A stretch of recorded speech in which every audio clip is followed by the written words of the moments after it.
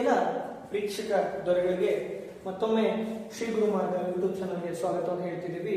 ನಾವು in the old class, the previous class, we discussed that characters of acids, characters of base and some salts family. ಅಂದ್ರೆ ನಾವು ಆಮ್ಲದ ಗುಣಲಕ್ಷಣಗಳು ಪ್ರತ್ಯಾಮ್ಲದ ಗುಣಲಕ್ಷಣಗಳು ನೋಡಿದ್ವಿ. ಆಮ್ಲಗಳು ಲೋಹಗಳೊಂದಿಗೆ ಹೇಗೆ ವರ್ತಿಸ್ತವೆ, ಆಮ್ಲಗಳು ಲೋಹದ ಕಾರ್ಬೊನೇಟ್ಗಳ ಜೊತೆ ಹೇಗೆ ವರ್ತಿಸ್ತವೆ, ಆಮ್ಲ ಪ್ರತ್ಯಾಮ್ಲ ವರ್ತಿಸಿ ಏನಾಗ್ತವೆ, ತಟಸ್ಥೀಕರಣ ಎಂದರೇನು, ನ್ಯೂಟ್ರಲೈಸೇಷನ್ ಬಗ್ಗೆ ಮಾಡಿದ್ವಿ. ಇದು ಕಂಟಿನ್ಯೂ ಪಾರ್ಟ್ ಹೋಗ್ತಿದೀವಿ. ದಯಮಾಡಿ ಯಾರು ನಮ್ಮ ಯೂಟ್ಯೂಬ್ ಚಾನಲ್ ಹೊಸಬ್ರಾಗಿ ಬಂದಿದ್ದೀರೋ ದಯಮಾಡಿ ಸಬ್ಸ್ಕ್ರೈಬ್ ಮಾಡ್ಕೊಳ್ರಿ, ಮತ್ತೆ ಅಲ್ಲೇ ಕಾಣುವಂತಹ ಬೆಲ್ಲೈಕನ್ಗಳನ್ನ ಕ್ಲಿಕ್ ಮಾಡಿ ಅಂತ ಹೇಳ್ತೀವಿ. ಯಾಕಂದ್ರೆ ನಾವು ಮುಂದೆ ಹಾಕುವ ಎಲ್ಲ ಹೊಸ ವಿಡಿಯೋಗಳು ನಿಮಗೆ ನೋಟಿಫಿಕೇಶನ್ ಮುಖಾಂತರ ಶೋ ಆಗ್ತಾ ಅಂತ ಹೇಳ್ತಿದೀವಿ. ಈಗ ಮುಂದೆ ಹೋಗ್ತಿದೀವಿ. ವಾಷಿಂಗ್ ಸೋಡಾ ಆಲ್ರೆಡಿ ಬೋರ್ಡ್ ಮೇಲೆ ನಿಮ್ಗೆ ಕಾಣಿಸ್ತಿದೆ. ವಾಷಿಂಗ್ ಸೋಡಾ ಕನ್ನಡದಲ್ಲಿ ಕೂಡ ಇದನ್ನು ವಾಷಿಂಗ್ ಸೋಡಾನೇ ಹಾಕ್ತೀವಿ. Chemical formula Na CO3.10H2O or Na CO3 10H2 ಅಂತ ಕರಿತೀವಿ. ಇದು chemical formula. Sodium carbonate 10H2O ಅದು ಕೆಮಿಕಲ್ ಫಾರ್ಮುಲಾ. ಇದು ನೆನ್ಪಿಟ್ಕೊಳ್ರಿ, ವಾಷಿಂಗ್ ಸೋಡಾ ಕನ್ನಡ ಒಳಗಡೆ ಕೂಡ ವಾಷಿಂಗ್ ಸೋಡಾನೇ ಅಂತೀವಿ. ಎಲ್ಲೆಲ್ಲಿ ಬಳಸ್ತೀವಪ್ಪ ಅಂತಂದ್ರೆ ಇದನ್ನ in glass soap and paper industry, glass ಗಾಜು ಸಾಬೂನು ಮತ್ತು ಕಾಗದ ಕಾರ್ಖಾನೆಗಳಲ್ಲಿ ಬಳಸ್ತೀವಿ. ಮತ್ತೆ ಇದನ್ನ it can be used as a cleaning agent, ಅಂದ್ರೆ ಸ್ವಚ್ಛತಾ ಘಟಕಗಳಲ್ಲಿ ಕೂಡ ಇದನ್ನ ನಾವು ಬಳಸ್ತಾ ಹೋಗ್ತೀವಿ. It can be used as a cleaning agent, ಸ್ವಚ್ಛತಾ ಘಟಕಗಳಲ್ಲಿ ಕೂಡ ಯೂಸ್ ಮಾಡ್ತೀವಿ. ಮತ್ತೆ you think that hard water ಅಂದ್ರೆ ನೀವು ಕೇಳಿರ್ಬೋದು ಗಡಸು ನೀರು ಅಂತ, ಆ ಗಡಸು ನೀರನ್ನು ಮೆದು ನೀರಾಗಿಸುವಲ್ಲಿ ಕೂಡ ಇದನ್ನ ನಾವು ಬಳಸ್ತೀವಿ. ಯಾವುದನ್ನ? Washing soda. Washing soda chemical formula NaCO3 sodium carbonate 10H2O. ಬಹಳ ಸರ್ತಿ ಹೇಳಿದ್ದೀನಿ, ಎಕ್ಸಾಮಿಗೆ ಕೇಳಿದ್ರೆ ಯೂಸಸ್ ಕೇಳ್ತಾನೆ, ಇಲ್ಲ ಕೆಮಿಕಲ್ ಫಾರ್ಮುಲಾ ಕೇಳ್ತಾನೆ. ದಯಮಾಡಿ ಫೋಕಸ್ ಮಾಡ್ರಿ. ಮುಂದಿನ ಸಾಲ್ಟ್ ಫ್ಯಾಮಿಲಿ ಹೋಗ್ತಿದ್ದೀನಿ. ಮುಂದಿನ ಸಾಲ್ಟ್ ಫ್ಯಾಮಿಲಿ ನಾವೀಗ ಮುಂದೆ ಹೋಗ್ತಿದ್ದೀವಿ. See we go to the front. See plaster of Paris, POP. ಬಹಳ ಸರ್ತಿ ನೀವು ಗಣೇಶ ಫೆಸ್ಟಿವಲ್ ಬಂತಂದ್ರೆ ಇದ್ರ ಬಗ್ಗೆ ಸೀರಿಯಸ್ ಆಗಿ ನೋಟ್ ಹೋಗ್ತಿರ್ತಾರೆ. POP ಗಣಪತಿಗಳು ಬ್ಯಾನ್ ಮಾಡ್ರಿ, POP ಗಣಪತಿಗಳು ಬ್ಯಾನ್ ಮಾಡ್ರಿ ಅಂತ ಕೇಳ್ತೀವಿ. See POP means plaster of Paris. Plaster of Paris chemical formula CaSO4 calcium sulphate 0.10H2O or calcium sulphate of H2O. ಇದರ ಕೆಮಿಕಲ್ ಫಾರ್ಮುಲಾ. ಇದು ಬಹುತೇಕವಾಗಿ ಯೂಸಸ್ ಆಗ್ತಕ್ಕಂಥದ್ದು. ನೀವು ಯಾವತ್ತಾದ್ರೂ ಬೋನ್ ಫ್ರಾಕ್ಚರ್ ಆದ್ರೆ ಡಾಕ್ಟರ್ಸ್ ನಿಮಗೆ ಒಂಥರ ಸಿಮೆಂಟ್ ರೀತಿ ಹಾಕಿ ಕಳಿಸಿರ್ತಾರೆ. ಆಕ್ಚುಲಿ ಸಿಮೆಂಟ್ ಅಲ್ಲ, doctors use the POP for the supporting fractured bones. ಅಂದ್ರೆ ನಿಮ್ಗೆ ಯಾವ್ದಾದ್ರು ಬೋನ್ ಫ್ರಾಕ್ಚರ್ ಆದ್ರೆ ಅಥವಾ ಯಾವ್ದಾದ್ರು ಬೋನಿಗೆ ಸಂಬಂಧಪಟ್ಟಿದ್ದ ಯಾವ್ದಾದ್ರು ಒಂದು ಪ್ರಾಬ್ಲಮ್ ಇತ್ತಂದ್ರೆ ಡಾಕ್ಟರ್ ಒಂಥರ ಮೇಲೆ ಸೀಲ್ ಮಾಡಿ ಕಳಿಸ್ತಾರೆ. ಅದು ಏನಪ್ಪ ಅಂತಂದ್ರೆ POP, plaster of Paris. Then for making a toys ಅಂತಂದ್ರೆ ನೀವು ಆಟಿಕೆ ಸಾಮಾನುಗಳನ್ನ ನೋಡಿರ್ತೀರಲ್ಲ, ಅವಲ್ಲಿ ಬಹುತೇಕವಾಗಿ ಕೆಲವೊಂದಿಷ್ಟು POP ಗಳಿಂದ ಮಾಡಲ್ಪಟ್ಟಿರ್ತವೆ. ನೆನ್ಪಿಟ್ಕೊಳ್ರಿ, POP ಇಂದ ಮಾಡತಕ್ಕಂಥದ್ದು ಒಳ್ಳೆಯದೇ, ಆದ್ರೆ ಇದು ಜಲಮಾಲಿನ್ಯವನ್ನು ಉಂಟು ಮಾಡುತ್ತೆ. ಹಾಗಾಗಿ ಸ್ವಲ್ಪ ಗಣೇಶ ಈ ತರದವು ಬಳಸೋದು ಕಮ್ಮಿ ಮಾಡ್ರಿ ಅಂತ ಹೇಳ್ತಿರ್ತಾರೆ. ಆದ್ರೆ ಬೋನ್ ಫ್ರಾಕ್ಚರ್ ಆದ್ರೆ ಮತ್ತೆ ಟಾಯ್ಸ್ ಪ್ರಿಪೇರ್ ಮಾಡುವಲ್ಲಿ ನಾವು POP ಅನ್ನ ಬಳಸ್ತಂದ್ರೆ ಪ್ಲಾಸ್ಟರ್ ಆಫ್ ಪ್ಯಾರಿಸ್. ಪದೇ ಹೇಳ್ತಿದೀವಿ. ಕೆಮಿಕಲ್ ಫಾರ್ಮುಲಾ ನೋಡ್ಕೊಳ್ರಿ, ಯೂಸಸ್ ನೋಡ್ಕೊಳ್ರಿ. Calcium sulphate of H2O, it is a chemical formula of plaster of Paris. ಈಗ ಮುಂದೆ ಹೋಗ್ತಿದೀವಿ. ಜಿಪ್ಸಮ್. ಈಗ ಕಂಟಿನ್ಯೂ ಮಾಡ್ತಿದೀವಿ. Gypsum, it is a gypsum. Calcium sulphate 2H2O. Calcium sulphate of H2O, it is no doubt it is POP. ಕ್ಯಾಲ್ಸಿಯಂ sulphate 2H2O, it is gypsum. ನೋಡ್ಲಿಕ್ಕೆ ಸ್ವಲ್ಪ ಬಹುತೇಕ ಒಂದೇ ಇದ್ರು ಬಟ್ ಬಹಳ ಡಿಫರೆನ್ಸ್ ಮಾಡ್ತವೆ. It is used in cement industry. ನೀವು ನೆನ್ಪಿಟ್ಕೊಳ್ರಿ, ಯಾವುದೇ ಸಿಮೆಂಟ್ ಅನ್ನು ತಗೊಂಡ್ಬಂದು ಇದು ಮಾಡ್ತಿದ್ರೆ ಅಂದ್ರೆ ಅಲ್ಲಿ ಏನಾದ್ರೂ ಜಿಪ್ಸಮ್ ಇಲ್ಲ ಅಂದ್ರೆ ನೀವು ಸಿಮೆಂಟ್ ಗಟ್ಟಿನೇ ಆಗಲ್ಲ. ಜಿಪ್ಸಮ್ ಬಳಸಿದ್ರೆ ಮಾತ್ರ ಗಟ್ಟಿ ಆಗ್ತದೆ. ಅಂದ್ರೆ ಸಿಮೆಂಟ್ ಇಂಡಸ್ಟ್ರಿಗಳಲ್ಲಿ ಬಹುತೇಕವಾಗಿ ನಾವು ಜಿಪ್ಸಮ್ ಅನ್ನ ಬಳಸ್ತೀವಿ. ಯೂಸಸ್ ಕೇಳ್ತಾನೆ. ಕೆಮಿಕಲ್ ಫಾರ್ಮುಲಾ ಅಂದ್ರೆ CaSO4 ಕ್ಯಾಲ್ಸಿಯಂ ಸಲ್ಫೇಟ್ 2H2O ಅಂತ ಕರಿತೀವಿ. 0.2H2O calcium sulfate CSO4.2H2O. It is the chemical formula of gypsum. It is used in cement industry and many more. Plastering ಮಾಡ್ತಾರೆ ಈಗ ಜಿಪ್ಸಮ್ ಪ್ಲಾಸ್ಟಿಂಗ್ ಕೂಡ ಬರ್ತಿದೆ. ಸೊ ಹಾಗಾಗಿ ಬಹುತೇಕವಾಗಿ ಸಿಮೆಂಟ್ ಪರ್ಪಸ್ ಮತ್ತೆ ಪ್ಲಾಸ್ಟಿಂಗ್ ಪರ್ಪಸ್ ಅಲ್ಲಿ ನಾವು ಜಿಪ್ಸಮ್ ಅನ್ನ ಬಳಸ್ತಾ ಹೋಗ್ತಿದೀವಿ. ಈಗ ರೀಗ್ಲಾನ್ಸ್ ಮಾಡ್ಕೊಂಡ್ ಬಂದ್ಬಿಡ್ತೀವಿ ಒನ್ ಬೈ ಒನ್. ಆಮೇಲೆ ಡೈರೆಕ್ಟ್ ಕ್ವಶನ್ಸ್ ಹಿಂದಿನ ವರ್ಷ ಹಿಂಗ್ ಬಂದಿದ್ದು ಏನೇನಂತ ನೋಡ್ತಾ ಹೋಗ್ತೀನಿ.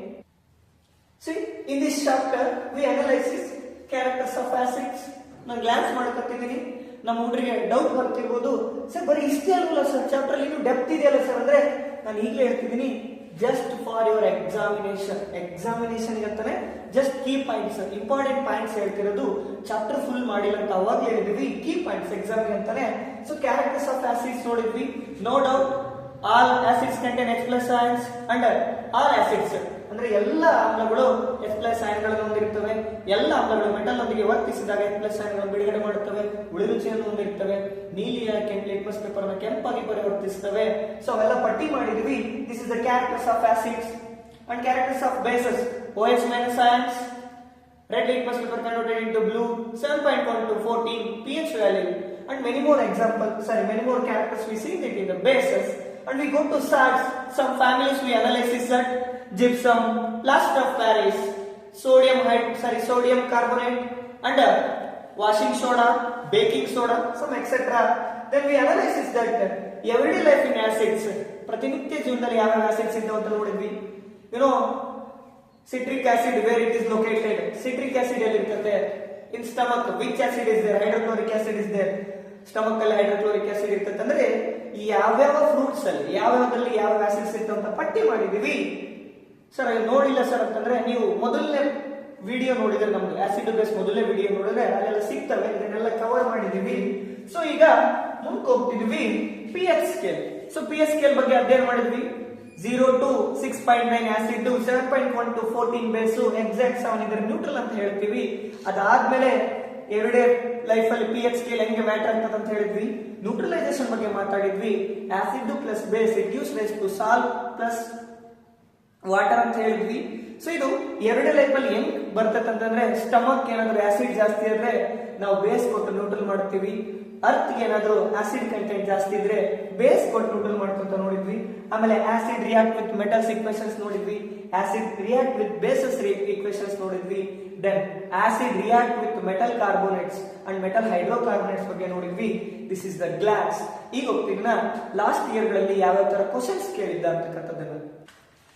ನೀವು ಮಿಡ್ ಟರ್ಮ್ ಪೇಪರ್ ನೋಡಿದ್ರೆ, ಎಲ್ಲ ಪೇಪರ್ಸ್ ನೋಡ್ತೀನಿ ಬಟ್ ಒಂದ್ ಕಡೆಗೆ ನೋಡ್ತಾ ಹೋಗ್ತೀನಿ. ಮಿಡ್ ಟರ್ಮ್ ಪೇಪರ್ ನೋಡಿದ್ರೆ ಇಲ್ಲಿ ಈ ಚಾಪ್ಟರ್ ರಿಲೇಟೆಡ್ ಆಗಿರ್ತಕ್ಕಂಥ ಒಂದು ಕ್ವಶನ್ ಇದೆ ಮಿಡ್ ಟರ್ಮ್ ಪೇಪರ್ ಅಲ್ಲಿ. ಇಲ್ಲಿ ಅಬ್ಸರ್ವ್ ಮಾಡಬೇಕಾಗಿರೋ ಕ್ವಶನ್ ಏನಂದ್ರೆ, ದಂತ ವೈದ್ಯರು ಡೆಂಟಲ್ ಡಾಕ್ಟರ್ಸ್ ಸಜೆಸ್ಟೆಡ್ ದಂತ ವೈದ್ಯರು ಪ್ರತ್ಯಾಮ್ಲೀಯ means base content toothpaste to any patients. ದಂತ ವೈದ್ಯರು ಪ್ರತ್ಯಾಮ್ಲೀಯ ಯುಕ್ತ ಟೂತ್ ಪೇಸ್ಟ್ ಅನ್ನು ಸಜೆಸ್ಟ್ ಮಾಡ್ತಾರೆ. ಯಾಕೆ ಅಂತ ಕೇಳಿದರೆ, ನೋ ಡೌಟ್ ಅವನ ಟೀತ್ ಆಸಿಡ್ ಕಂಟೆಂಟ್ ಇರ್ತದೆ. ಅಂದ್ರೆ ಅವನ ಹಲ್ಲು ಬಹುತೇಕವಾಗಿ ಆಸಿಡ್ ಆಗಿರ್ತದೆ, ಅಥವಾ ಆಸಿಡ್ ಪೇಸ್ಟ್ ಗಳನ್ನ ಜಾಸ್ತಿ ಹಲ್ಲುಗಳನ್ನ ತಿಕ್ಕಿರ್ತಾನೆ. ಹಾಗಾಗಿ ಅವನಿಗೆ ಬೇಸ್ ಇರ್ತಕ್ಕಂತಹ ಪೇಸ್ಟ್ ಸಜೆಸ್ಟ್ ಮಾಡ್ತಾರೆ. ಯಾಕಂದ್ರೆ ನಿಮಗೆ ಗೊತ್ತಿರ್ಬೋದು, acid plus base it gives rise to, ನೆನಪಿರ್ಬೋದು ಅನ್ಕೋತೀನಿ, ಸಾಲ್ಟ್ ಮೀನ್ಸ್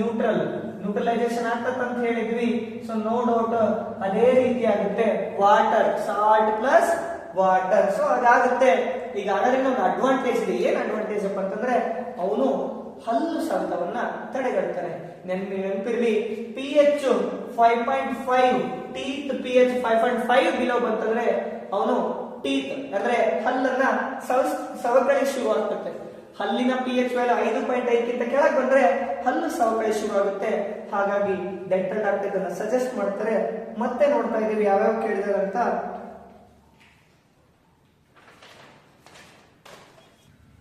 ಈಗ ಮತ್ತೊಂದು ವಿಡಿಯೋ ಕೇಳಿದರೆ ಅಪ್ಲೈಡ್ ಕ್ವಶನ್ ರೀತಿ ಇದೆ ನೋಡ್ರಿ. ಏನ್ ಕೇಳಿದಾರೆ ಅಂದ್ರೆ, ಜೇನುನೊಣ ಕುಟುಕಿದಾಗ, if it is an honey bee, okay, ಕುಟುಕಿದ ಭಾಗಕ್ಕೆ ಅಡುಗೆ ಸೋಡದಿಂದ ತಕ್ಷಣ ಲೇಪನ ಮಾಡುವುದರ ತತ್ಕ್ಷಣ ಪರಿಹಾರವಾಗಿದೆ. ಅಡುಗೆ ಸೋಡದ ಲೇಪನವು ತತ್ಕ್ಷಣ ಪರಿಹಾರವಾಗಿದೆ ಹೇಗೆ ಅಂತ ಕೇಳಿದ್ದಾರೆ. ಸಿ ನಿಮ್ ನೆನಪಿರ್ಲಿ, if it is honeybee or if it is red ant, same which acid? as methanoic acid. Acid ಅದು ಕೂಡ. ಸೊ ನಿಮ್ ಬಾಡಿಗೆ ಆಸಿಡ್ ಬಂದ ತಕ್ಷಣಕ್ಕೆ ನೋ ಡೌಟ್ ನಿಮಗೆ ಬೇಸ್ ಬೇಕೀಗ. ನಿಮಗೆ ಅವತ್ತೇ ಆಗಲೇ ಹೇಳಿದ್ದೀನಿ, ನಾವು ಯಾವಾಗ್ಲೂ ಆಸಿಡ್ ಇತ್ತಂದ್ರೆ ಬೇಸ್ ಕೊಡ್ಲೇಬೇಕು. ನೀವು ನೆನಪಿರ್ಲಿ,